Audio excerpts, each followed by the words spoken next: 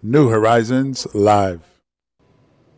Gracias amigos por continuar con nosotros y en esta semana en la que muchos centros educativos pues celebran la semana de la apreciación docente justamente, pues nosotros tenemos que hacer esta mirada introspectiva, conocer de primera mano pues cuál es la realidad real, como dicen los jóvenes de hoy en día, la realidad real de la situación docente en el país. Se habla un montón de que el tema educativo, el sistema educativo de la República Dominicana, tanto en el sector público como en el sector privado, tiene principal peso en el rol que juega el docente y por consiguiente, desde hace ya varios años se ha estado echando esa mirada reflexiva a la formación del docente, pero ¿qué se ha logrado cuando pasamos balance desde aquella normativa en 2015 al día de hoy, 7 años más tarde? ¿Qué se ha podido lograr con la profesionalización de los llamados a formar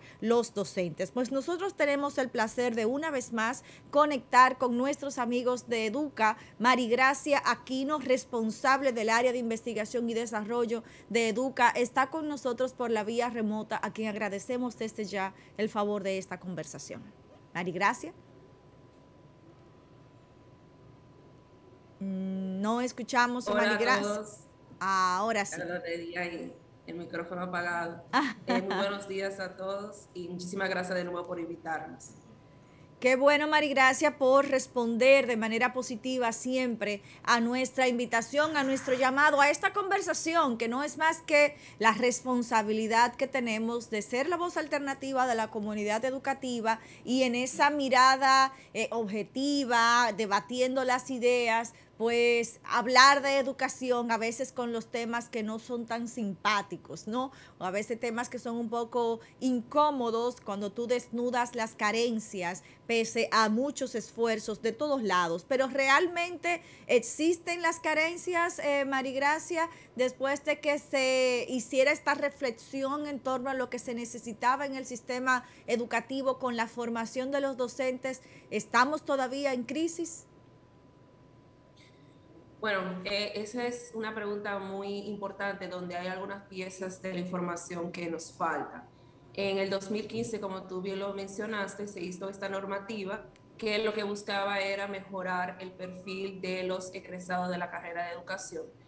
Y una de las partes más importantes es que se creó un programa de excelencia, de excelencia docente, Docente. y este contaba en primera instancia que tenían que pasar dos pruebas, una prueba, la prueba POMA y la prueba de aptitud académica, que esa la hace el College Board, que no es una prueba de aquí de República Local. Dominicana. Entonces, en esta prueba, la realidad es que no todos los participantes logran pasarla.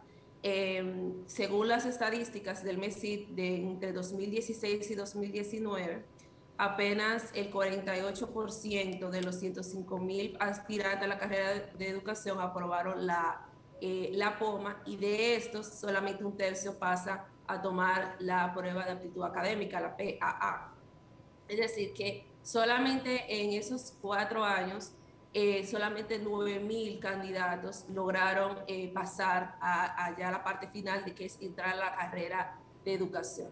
Entonces, el año pasado hubo una movida por parte sobre todo de las universidades que se estaban quejando de que como muy pocos estudiantes logran pasar ambas pruebas, entonces se estaba mermando la matrícula de educación y que ellos exigían que se tenía que revisar. De forma concreta, ellos pedían que se quitara la PAA, que es esta prueba internacional, y que se hiciera una versión local y que se mejorara la POMA. Entonces, esto porque ellos estaban pidiendo de que esa prueba, al haber tan pocos estudiantes que pasaban, ellos tenían una reducción de la matrícula en su universidad, y entonces ellos estaban incluso considerando cerrar la carrera de educación. Ahí hay que hacer una aclaración, y es que, por ejemplo, la UAS, que tiene un alto número de egresados de la carrera de educación, no ha sido incorporado a este programa especial, que lo que busca es que en primera instancia tengamos ingresados a la carrera de muy buen perfil y que después ya cuando egresen, pues obviamente tengan un perfil alto. Entonces ahí hay una incongruencia, porque claro, la UAS, que es una universidad autónoma pero pública, ni ella misma cumple lo que el propio MESID ordena.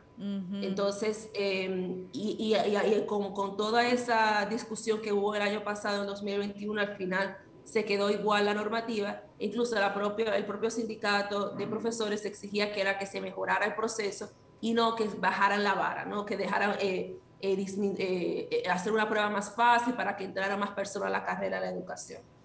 Y desde Educa, lo que nosotros siempre hemos abogado es eso mismo también, que se mantenga y que se siga fortaleciendo los procesos, nunca bajar la vara para simplemente poder rellenar números.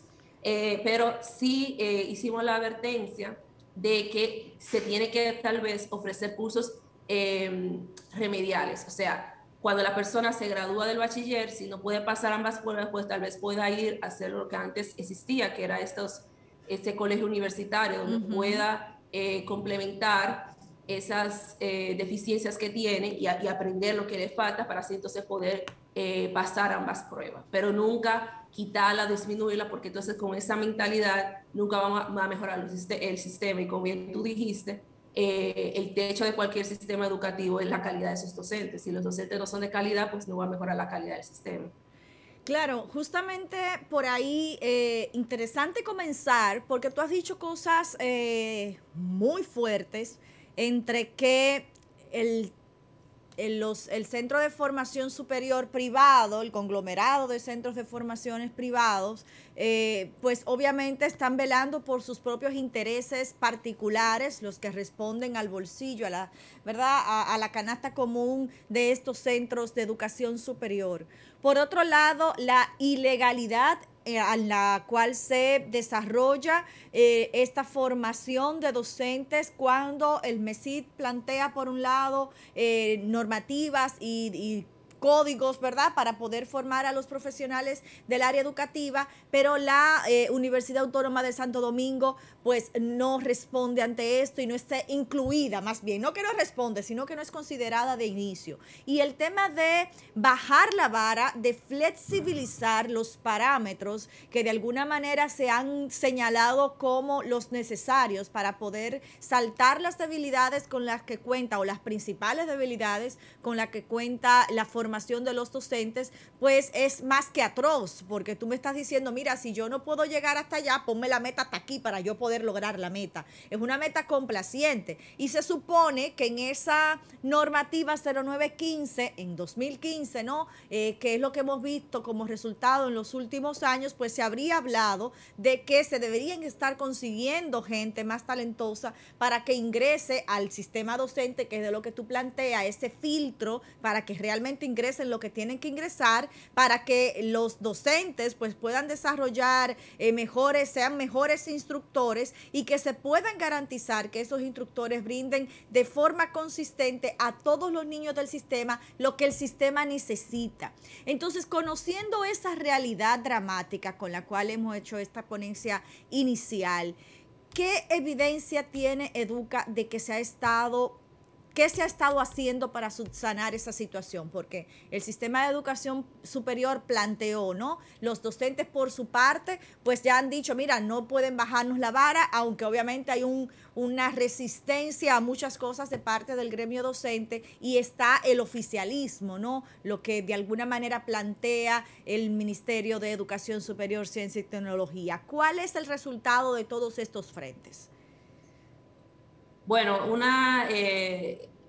lo que sí ha pasado a través de los años es que esta dificultad para poder entrar a la carrera de educación ha llevado realmente a una disminución, utilizando este programa especial de excelencia docente, que es el que está avalado por la normativa, o sea, las carreras de licenciatura de educación, que está con esta normativa, que sigue la normativa, pues ha disminuido el número de aplicantes. Prefieren irse por otras universidades que no siguen la normativa, obviamente.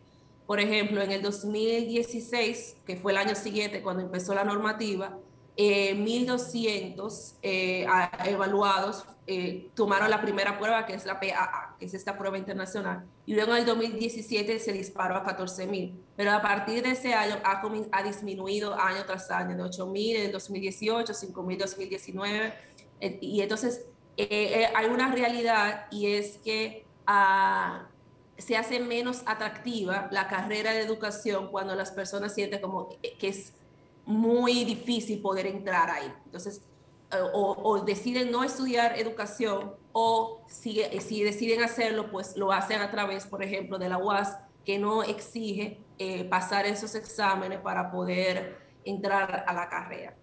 Sin embargo, tengo que resaltar que la matrícula de la carrera de educación ha ido aumentando año tras año de manera rápida cuando comenzaron a aumentar el salario de los docentes. Por ejemplo, en el 2013 creció un 15%, 2014 un 12%, 2015 un 40%. Entonces, cuando se aplica esta normativa, ahí comienza a disminuir el ritmo de crecimiento de la matrícula de la carrera de educación, de la licenciatura en educación. Y eso va a tener consecuencias en el largo plazo, en el sentido de que, sí, por ejemplo, ya en el 2019, el número de estudiantes en que entraron a la carrera de la licenciatura fue un 6.4% inferior que en el 2018. Entonces, si la tendencia se continúa, entonces vamos a tener menos docentes entrando a la carrera de educación. Y entonces, la queja que hay muchos equipos de gestión, sobre todo en las escuelas públicas y incluso también en los colegios privados, de que hay déficit de docentes, se va a hacer cada vez más evidente a través de los años.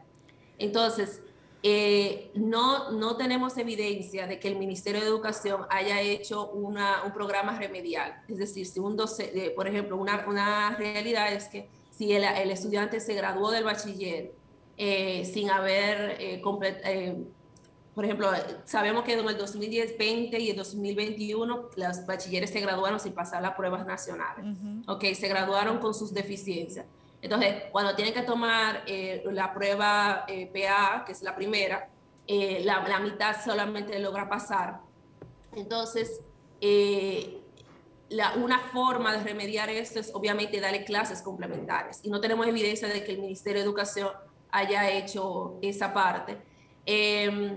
Y entonces, bueno, eso hay una tarea pendiente del ministerio, porque no solamente puede estar pensando en el corto plazo, de rellenar vacantes que necesitan, ahora tiene que pensar en el mediano y largo plazo, porque ya incluso se está notando ahora de que tienen menos aplicantes, porque hay una dificultad para pasar dicha prueba.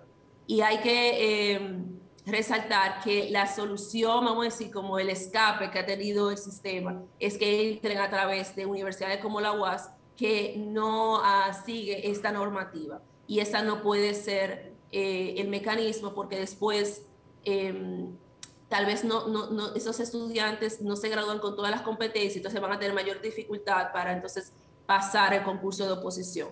Sí. Y de igual forma tampoco en el concurso de oposición podemos bajar la vara. Justamente eso que planteas, Marigracia, me lleva a una reflexión. ¿Qué tanta rotación puede haber en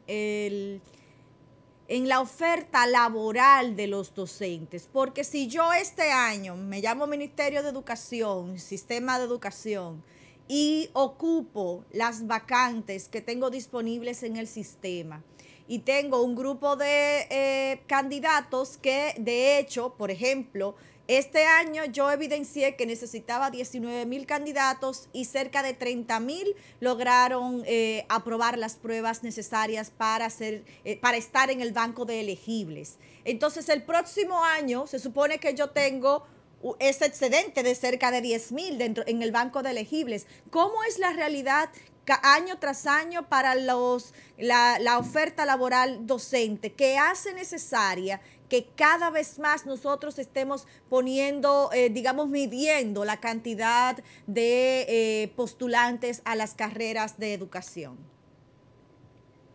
Esa es una excelente pregunta y ahí tenemos cierta debilidad en términos de la información. Sobre todo sobre qué docentes realmente están en el aula, porque hay docentes que por diferentes razones no están trabajando directamente en la escuela, tal vez están en la nómina, aparecen como empleados del Ministerio de Educación, pero están trabajando en un distrito o están de licencia. Entonces, una cosa es lo que nos dice la nómina, que esa es una información que nosotros podemos verificar, y otra cosa es lo que realmente pasa en las escuelas, donde ¿verdad? Falta algún tipo de docente. Entonces, el Ministerio de Educación, antes de obviamente hacer el concurso, hace su levantamiento y ahí entonces determina la cantidad de vacantes necesarias. Entonces, lo que podemos ver en los datos es que aproximadamente se contratan, por lo menos durante 2012 y 2019, se contrataron entre 4.000 a 10.000 docentes cada año, ya de forma contratada. Y entonces este año, bueno, hicieron un número realmente sorprendente, ¿no? 19.000 pasaron a la parte de plazas vacantes. Sería así, yo creo, muy importante poder hacer ese análisis ya más en detalle de la rotación, de cuántos realmente docentes necesitan el sistema. Y para nosotros también como veedores de todo el proceso educativo, poder saber si lo que está contratando el ministerio es lo que necesita el sistema, o sea, si es lo que satisface toda la necesidad o todavía es inferior a lo que realmente se requiere. Entonces, ahí tenemos una debilidad en términos de la información. ¿Quién le pone el cascabel al gato, Marigracia? Si nosotros estamos, por un lado, destinando fondos para profesionalizar al docente dominicano, en muchas ocasiones hasta tercerizando la formación de los docentes, entrenando, pagando a instituciones privadas como el INTEC, por ejemplo, que se evidenció que había una situación con el tema de los docentes que optaron por este programa de excelencia docente y que luego hubo un tema para que pudieran entrar a el concurso y que al final los contrataron por un año, todo lo que eso se ve. Sin embargo, como vemos en la práctica, la otra entidad pública que también recibe fondos del Estado, pues no se acoge a esta normativa que responde a las necesidades de una nación. Entonces, ¿quién es que está dejando de hacer su trabajo para que aquí no se cumpla lo que se ha hablado en el pacto educativo, lo que se espera a partir de la designación de un 4% para educación, lo que se espera cuando se destinan fondos extraordinarios para la formación de los docentes y cubrir los huecos que en la educación superior, en las universidades, no se logran? Ahí yo creo que la respuesta es la responsabilidad de todos. O sea, nosotros como Estado Dominicano somos responsables de todo el resultado del sistema educativo. Por un lado, el Ministerio de Educación es el encargado de la educación inicial, primaria y secundaria, y los bachilleres son los que entran a las carreras de educación, los bachilleros dominicanos. Entonces, si ellos ya vienen con debilidades, pues obviamente el nivel inicial que va a recibir el docente universitario cuando los recibe va a ser un nivel bajo. De igual forma, el MESIT es la autoridad en el mercado de educación superior. Entonces, sí, el MESIT tiene todo el poder de doblar el brazo, por ejemplo, a universidades como la UAS y decirle, tú no vas a seguir recibiendo más profesionales, vamos a decir, para el próximo cuatrimestre, si tú no te acoplas a la normativa 0915. Y entonces la UAS, bueno, no tendrá de otra que hacerlo o hacer algún tipo de reajuste. De igual forma, hay que reconocer de que si ya los estudiantes nos vienen, y volvemos a recalcarlo, con esta deficiencia, nosotros, los estudiantes ya que son bachilleres, nosotros tenemos que buscar una solución, porque lo que no queremos es que disminuyan los aplicantes a la carrera de educación. O sea, queremos que haya muchos aplicantes para nosotros poder escoger a los mejores de los mejores, no escoger, bueno, si me vinieron esto, déjame coger a los que me vengan porque tengo que rellenar las vacantes. Y las mismas universidades tienen que continuar ese compromiso de seguir fortaleciendo y mejorando su sistema, su formación docente. Y ahí yo creo que también el MESID juega un papel muy, muy importante en ofrecer incentivos a las universidades. Por ejemplo, aquellas que logran atraer mayor cantidad de docentes y sobre todo que sus egresados sean de mejor calidad, pueden recibir más becas para poder financiar la educación de sus egresados y, por ejemplo, pueden recibir más fondos de investigación. Y con todo ese conjunto, o sea, ambas instituciones, tanto el MESID como el MINER, juegan un papel muy importante. Y sobre todo el MESID, porque el MESID es el que ha permitido esa flexibilización de algunas universidades. Y es una normativa del propio MESID, lo cual es todavía más incongruente. Una inobservancia de los propios protocolos y normas que han dado el resultado, son el resultado de, se supone, ¿no?, de un análisis, de una introspección, de una reflexión de lo que nos ayuda a hacer mejor nuestro trabajo. Y justamente en ayudarnos a hacer mejor nuestro trabajo, hay dos cosas que hay entendidos en la materia educativa que se han decantado por esas opciones. Uno, y es el hecho de que se puedan importar talentos docentes que de alguna manera den un giro, ¿no?, que sean los encargados de cambiar una generación. Tú estás hablando, Marigracia, de que lo que nosotros estamos recibiendo de la educación preuniversitaria, pues ya viene con deficiencias, y hacer ese filtro con estas pruebas especializadas para que los mejores de los mejores entren a la educación superior en las materias las licenciaturas de educación, pues se hace necesario. Pero de ahí para abajo, ¿qué pasa? Todavía tenemos que seguir formando a esos docentes que van a formar a esos alumnos para que egresen. O sea, es un círculo, definitivamente. Entonces, la importación de talento profesional docente de los países que mejor lo han hecho es una opción. Y otro, que se ha hablado también de destinar espacios especializados para la formación de docentes, así como hay áreas que se han especializado en la formación técnica, en la formación de ingenierías, pues que hayan escuelas específicas para que no sea todo el mundo, no todo el que quiera pues pueda ofrecer la licenciatura, la carrera docente, y entonces que puedan egresar profesionales no aptos para integrarse al sistema. ¿Cuál pudiese ser la postura de Educa en ese sentido? Esas son alternativas interesantes, y obviamente todas esas hay que contextualizarlas al mercado y a la situación local. Una opción obviamente es poder apalancarnos con talento internacional, y eso pudiera ser una forma sobre todo para formar a los formadores. Es decir, en el caso de las universidades, los profesores universitarios pueden recibir esta formación especial para poder entonces luego formar a los docentes. Pero siempre es importante también preparar y dejar preparados a los profesores universitarios de la carrera de educación. No siempre todo depender de traer profesores del extranjero para entonces formar a los estudiantes de educación. Sería mejor utilizar ese talento extranjero para preparar mejor a los profesores universitarios, darle formación adicional, y que entonces ellos, como que son los que viven aquí y son los dominicanos y entienden el contexto dominicano, puedan entonces formar mejor a los estudiantes de la carrera de educación. Eso es una opción válida, y siempre todas esas alternativas buenas, utilizar los mismos recursos que ya existen en la República Dominicana, y dejar listo ese capital humano en la República Dominicana.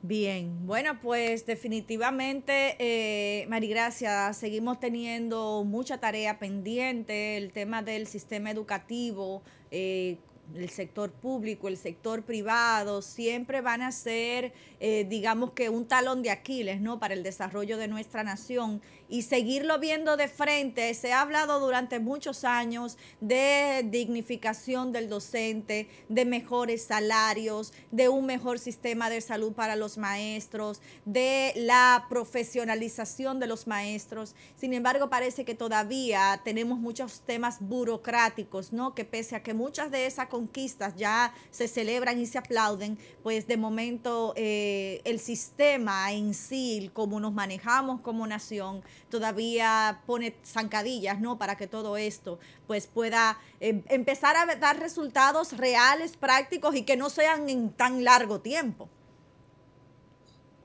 Sí, definitivamente. En el caso del salario, así no ha sido manejado de la forma más idónea que impulse la mejora de la calidad educativa. Ha sido más para mejorar la dignificación del docente, que todos sabemos que los docentes en el 2012 tenían un promedio salarial de 22,000 pesos, perdón, 26,000 pesos. Y ya en el 2020, pues de 57,000 pesos, o sea, prácticamente se ha duplicado. Su salario. Pero ha sido un aumentos por mejorar las condiciones económicas del docente. Pero uno como empleado sabe que porque te aumente tu salario, eso no te va a hacer necesariamente mejor empleado. O sea, si a mí o a cualquiera que esté escuchando esto le duplican el salario mañana, tú no necesariamente vas a cambiar tu comportamiento. Ahora bien, si te dice, te duplico el salario mañana si logras tales objetivos en el día de hoy, entonces ahí la persona va a orientar sus actividades a lograr esos objetivos. Pero entonces solamente estamos buscando que todos los docentes ganen igual, o sea, que los de primaria ganen como los de secundaria, que no haya ningún tipo de diferenciación entre el docente que trabaja además, que es de mejor calidad, con el docente que hace mucho menos esfuerzo y no le importa prepararse, como si el docente de mejor calidad que constantemente está formándose y quiere hacer maestría y constantemente está haciendo cursos. Entonces, el salario, si lo queremos emplear para hacer un sistema de incentivos, necesitamos que atar ese salario, ya que ya los docentes ganan por encima del promedio de un universitario graduado que trabaja a tiempo completo, pues ya los siguientes aumentos tienen que estar atados a incentivos. Por ejemplo, como su nivel de preparación, ¿ok? Si el docente logra un nivel de conocimiento del currículo de tal nivel, pues entonces lo podemos considerar un docente de excelencia y ese se le puede aumentar el salario. Si el docente logra evidenciar mejoras en el aprendizaje de los estudiantes, también. Sí. Y eso yo creo que es algo que también desde Educar nosotros abogamos, y es que la evaluación de desempeño docente no solamente sirva para mejorar el salario de los docentes, sino que sirva para, sobre todo, para mejorar la política de formación docente. Claro. Debemos recordar que en el 2017 se hizo una evaluación de desempeño docente, pero esa evaluación solamente consideró para determinar el bono permanente que se le dio al docente, observaciones de clase, la evaluación de la planificación y el ejercicio del rendimiento profesional, muchas cuestiones relacionadas con la opinión, la autoevaluación del propio docente, la evaluación que le hacía el director al docente, observaciones. Y la única parte que sí era más objetiva era la planificación, la evaluación de la planificación y cómo llenaban el registro. Pero no nos dice nada de qué tanto sabe el docente del currículo nacional, ¿ok?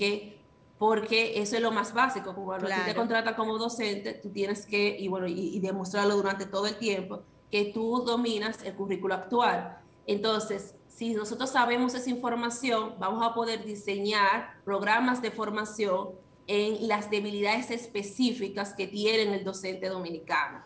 No suponer que ellos todos necesitan un curso de informática estandarizado, donde hay incluso profesores, cuando ocurrió la capacitación tecnológica en el 2020, había profesores incluso de informática que estaban cogiendo ese curso básico de tecnología educativa y ellos claramente no lo necesitaban. Claro. Entonces, cuando tú haces una formación general, genérica, hay docentes que no la van a sacar provecho porque tienen un nivel tan bajo inicial de conocimiento y habilidades sobre el tema que se está dando ahí que se van a sentir frustrados y no le van a prestar mucha atención. Y hay otros que tienen un nivel tan alto que se van a aburrir porque ya ellos se saben eso y no le va a sacar el provecho. Los únicos que se van a beneficiar serían aquellos que tienen un nivel suficiente inicial para poder entender los temas y no conocen esos temas, entonces van a aprender esos temas ahí. Ahora, ¿qué porcentaje de esos representa el total de los participantes de la formación? Claro. Entonces, tanto en las universidades como el Ministerio de Educación a través del INAFOCAN, el ISFODOSU, cualquier institución privada que ofrece curso de formación, estamos trabajando a ciegas si no sabemos qué es lo que el docente que está ya contratado conoce del currículo nacional. Eso es así, justamente esa condición de la calidad educativa en el país, cuando no se hace a la luz de la medición de las competencias en los aprendizajes e incluso evaluar al docente por los resultados de sus alumnos, la tasa de repetición, de no aprobación, es importantísimo, es muy válido. Y cuando hablamos de educación inicial, del primer ciclo de primaria, de primer a tercer grado, que estamos viendo cuando llegamos a 10 años, pues los niños del país no son capaces de leer de manera comprensiva un texto, pues entonces tenemos que revisar esa zapata, como decimos coloquialmente, de cuáles son las competencias que realmente estamos evidenciando en los docentes que están respondiendo sobre todo a esos niveles más básicos, que son los que de alguna manera son los responsables incluso de la deserción escolar más adelante, porque un joven de 12, de 13, un adolescente que llegue al primer ciclo de la educación secundaria sin manejar los contenidos, pues obviamente lo mínimo que va a hacer es aburrirse y no querer regresar a las escuelas, sobre todo cuando no tienen un entorno familiar y social que responda, que se responsabilice porque ese menor de edad pues asista a las escuelas. Es un tema bastante serio. Sí, ciertamente. Y esa parte de la evaluación de desempeño docente que sea integral, que además de evaluar el currículo, que es lo más básico, y que no se evaluó en el año 2017, y que ahora el año pasado la ex presidenta de la ADP, Xiomara Guante, había dicho como que este año, en 2022, iba a ser la evaluación de desempeño docente.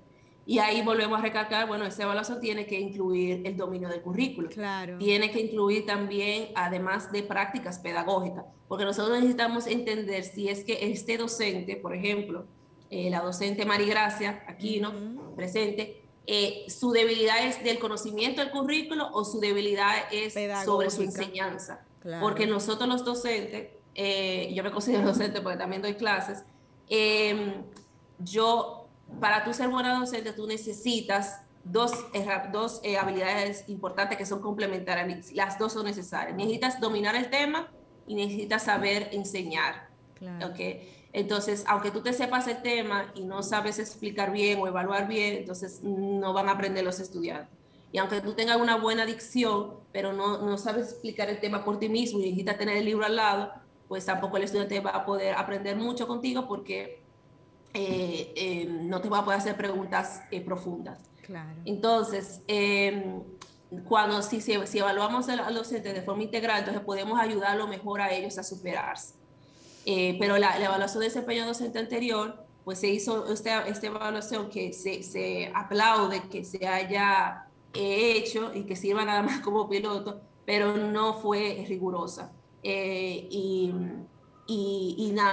bueno, a todos los docentes se le aumentó el salario base, y aunque haya sacado un bajo nivel en esta evaluación, el 38% obtuvo insuficiente y a ese se le aumentó el salario base, este grupo del 38% de los docentes, un 17% su sueldo base, aún cuando sacó el nivel más bajo.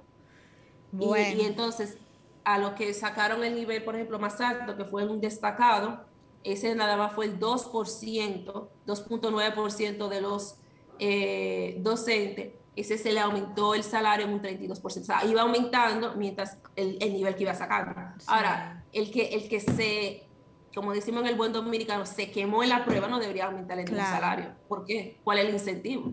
Claro. O sea, yo como docente que me esfuerzo más, voy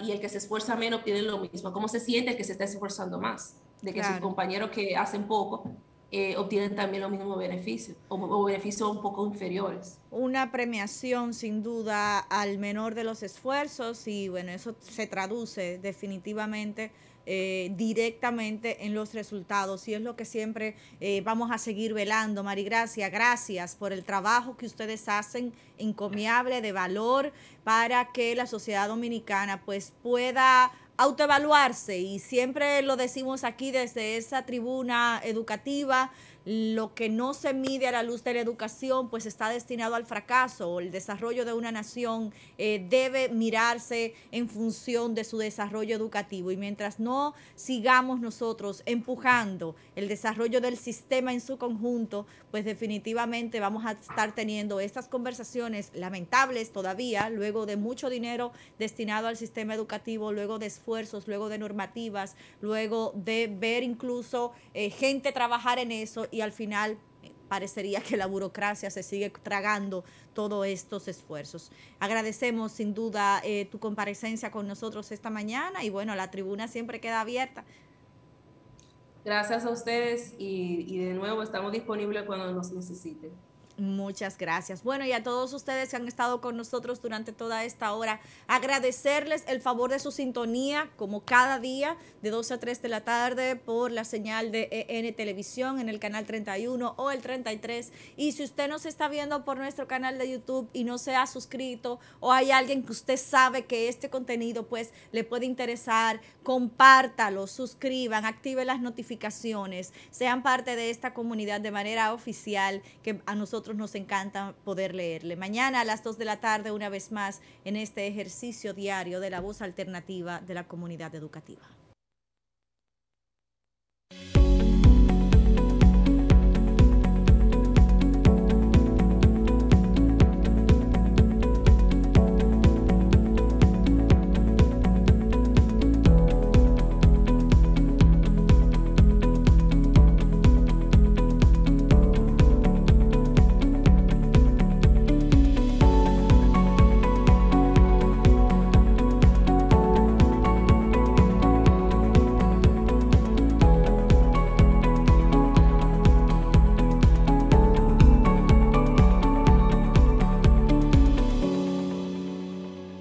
New Horizons Live.